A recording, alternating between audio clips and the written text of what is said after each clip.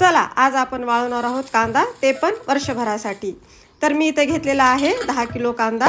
तर कांद्याचे वरचे साल काढून घ्यायचे आणि छोटे छोटे काप उभे किंवा आडवे करून घ्यायचे आपल्या आवडीप्रमाणे। मी उभे करून घेत आहे। तर उभे केलेले काप आपल्याला हे सगळे असे मोकळे करून घ्यायचे वेगवेगळे ह्याप्रमाणे। तर कांदा पूर्ण चिरून झाल्यानंतर आपल्याला 10 किलो कांद्याला इथे अर्धा किलो मीठ घालायचे आहे आणि असे छान मिक्स करून घ्यायचे आहे आणि एका कॉटनच्या कपड्यावर पूर्ण कांदा पसरून घ्यायचा आहे आणि उन्हामध्ये 4 दिवस कांद्याला वाळून घ्यायचे आहे।